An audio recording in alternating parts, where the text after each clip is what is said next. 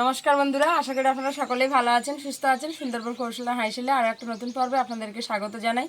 বন্ধুরা দেখুন, আজকের কিন্তু বাসমতি চাল নিয়ে চলে এসেছি। আজকের রেসিপিতে থাকছে বাসমতি চালের একটা মজাদার, খুব সুন্দর মুচমুচে খাস্তা একটা রেসিপি থাকবে। তো আমার এই মুচমুচে খাস্তা রেসিপির জন্য কিন্তু আজকের থাকছে তোমার লাগছে যে কারি পাতা, লবণ আর নিয়েছি চীনাবাদাম। আপনারা এখানে এই টিফিনটা বাড়িতে চায়ের সাথে বা কফির সাথে খেতে পারবেন, বা ভেজে রেখে অনেক দিন ধরে কিন্তু খেতে পারবেন। দারুণ লাগে আর দারুণ কিন্তু টেস্ট হয়। বন্ধুরা আপনারা প্রথম থেকে শেষ পর্যন্ত দেখতে থাকবেন, আশা করি আপনাদের ভালো লাগবে। তো চলুন, আজকের বাসমতি চাল দিয়ে আমি কেমন করে মজাদার মুচমুচে খাস্তার একটা মুখরোচক খাবার বানাই। তো চলুন দেখা যাক। বিরিয়ানি চালের ওপরে দিয়ে দিচ্ছি লবণ। লবণটা দিলে কিন্তু স্বাদটা খুব সুন্দর আসে। আর হাতে করে অল্প একটু জল দিয়ে দিচ্ছি, এভাবে ছড়িয়ে জল দিলাম অল্প করে, এভাবে মাখিয়ে নেব।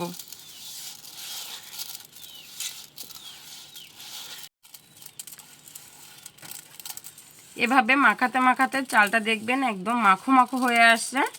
দেখেছেন কীরকম দলা দলা এক জায়গায় গোটো হয়ে যাচ্ছে। এভাবে কিন্তু বেশ সুন্দর করে মাখিয়ে নিচ্ছি। মাখিয়ে নিয়ে ঝরঝরে করে নিতে হবে। আমি 15-20 মিনিটের মতো রেস্টে রেখে দেবো। দিলে দেখবেন একদম ঝরঝরে একটা একটা চাল হয়ে গেছে। যেমনটাই শুকনো বেলায় ছিল এরকম হয়ে যাবে, শুকনো হয়ে যাবে একদম। উনুন জ্বালিয়ে কড়া বসিয়ে দিয়েছি আর কড়াইতে দিয়ে দিচ্ছি সাদা তেল। আমার প্রায় 10 মিনিটের ওপরে টাইম হয়ে গেছে, 2-3 মিনিট বাকি আছে।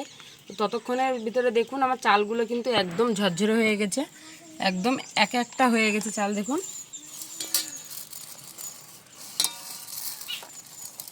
এরকম ঝরঝরে করে নিতে হবে।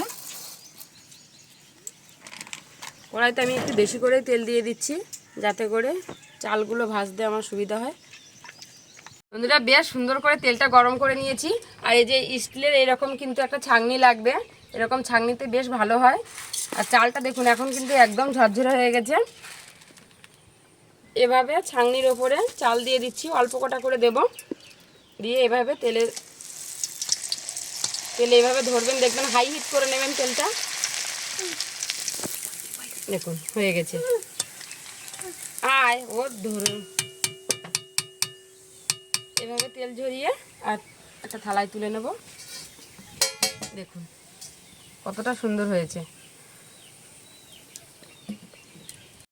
আবারও এভাবে দিয়ে দিচ্ছি। এভাবে করে আমি সব চালগুলো ভেজে নেব।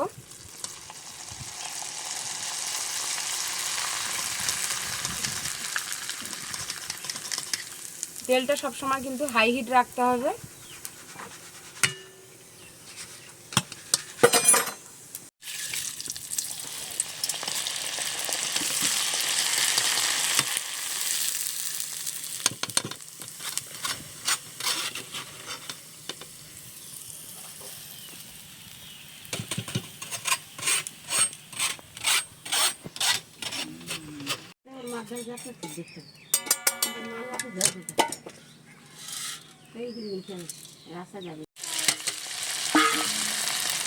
সব বাসমতি চালগুলো ভাজা হয়ে গেল।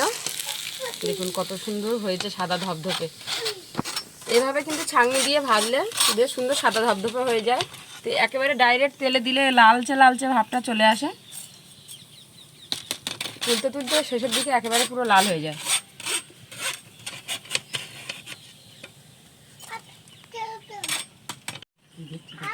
এবারে এই তেলে দিয়ে দেব বাদাম।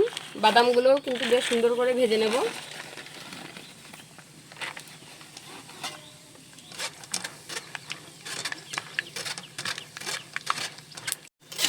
বাদামগুলো বেশ সুন্দর করে নিয়েছে, সুন্দর করে ভেজে নিয়েছি। দেখুন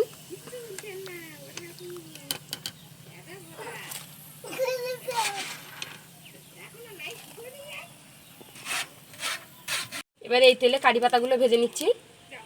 কারি পাতা দেওয়ার সাথে সাথে কিন্তু বন্ধুরা ভীষণ সুন্দর একটা আওয়াজ হবে। আপনারা আগের বারে চিড়ে ভাজা রেসিপিতে দেখেছিলেন। পাতাগুলো বেশ সুন্দর করে ভেজে নিচ্ছি। একটুখানি তেলে দেওয়ার সাথে সাথে একটু যা শব্দ হয়, তারপরে কিন্তু একদম ঠিক হয়ে যায়, আপনারা ভয় পাবেন না।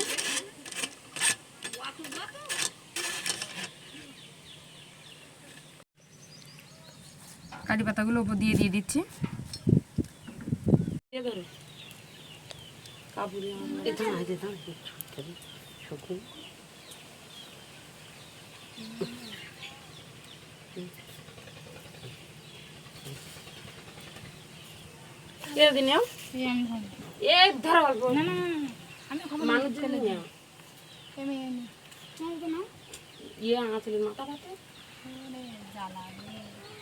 গরম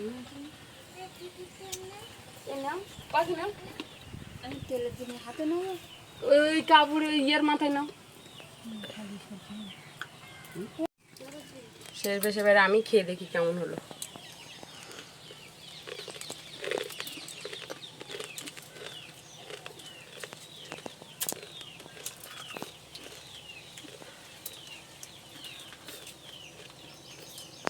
দারুণ মুখরোচক।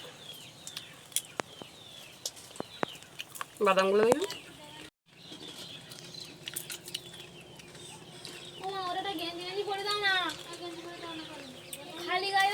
আজকে বাসমতি চালের মুখরোচক টিফিন আপনাদের কেমন লাগলো প্লিজ কমেন্ট করে জানাবেন। ভালো লাগলে ছোটো চ্যানেলটা সাবস্ক্রাইব করার অনুরোধ রইল। প্লিজ চ্যানেলটা সাবস্ক্রাইব করবেন, লাইক করবেন, শেয়ার করবেন। এভাবে ডেইলি কৌশল হাসিল দেখতে থাকবেন। আজকের এই পর্যন্ত, দেখা হচ্ছে আগামী নতুন পর্বে। ততক্ষণ আপনারা ভালো থাকবেন, সুস্থ থাকবেন, সাবধানে থাকবেন। এতক্ষণ সম্পূর্ণ ভিডিওর সাথে থাকার জন্য অসংখ্য ধন্যবাদ।